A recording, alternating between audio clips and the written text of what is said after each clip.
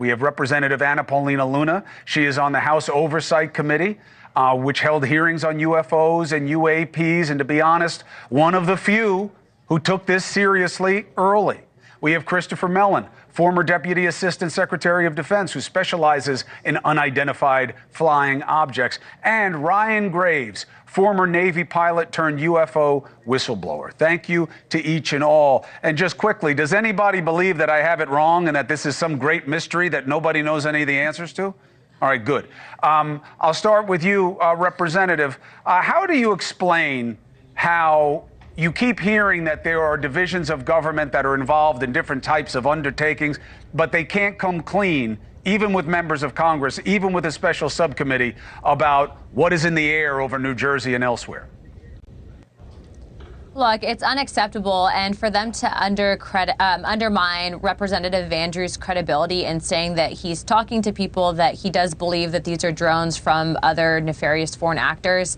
I mean, it just goes to show, A, obviously they're checked out before the holidays and they know that they're leaving office, and so I believe that they're not really interested in finding out what's happening. And it's the unfortunate truth of what happens in Washington, especially when there's a new incoming administration.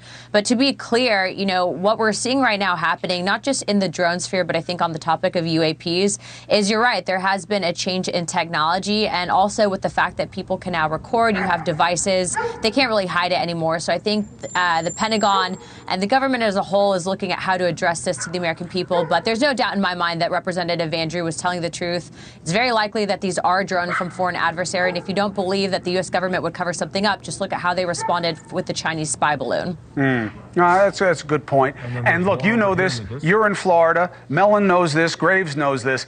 A lot of these drones, like the ones we're showing right now, you see navigation lights on them. You see a red and a green. You know this from boating and down, so they have the same things. Aircraft are the same thing that boats do. They have a red and a green. So it's not like they're from some outer atmosphere. Let me start with you, Mr. Mellon. Do you believe that there are more and that it's understood and explainable? I believe there are more. I think it's important for people to understand that this has been going on since at least 2017. Which is to say these smaller, brightly lit drone-like vehicles violating restricted U.S. military airspace in sensitive areas around nuclear power facilities, nuclear weapons storage facilities. A year ago today, roughly, this was Langley Air Force Base was taken offline by drones. And that continued that was exactly a year ago this month. And that was about a year after there was a similar sort of pattern in the western United States for several months near some of our ICBM fields. So it's troubling that after all this time, we still haven't captured any of these things. We still haven't brought them down. Do we know that? Where they're coming from. We are really in a position of ignorance here, and hopefully this will maybe at long last, after all these prior events and the Chinese balloon, get some people to take a hard look at what do we need to do to get our hands on one of these things so we can get to the bottom of this. Right.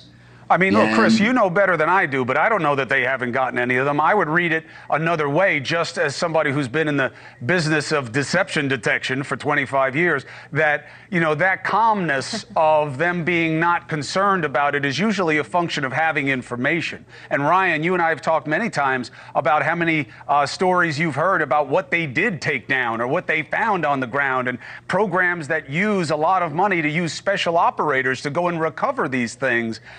But SUV-sized drones, I can't find those on the commercial market. I've been looking for days. How do you explain that part? You think people just get the size wrong, Ryan?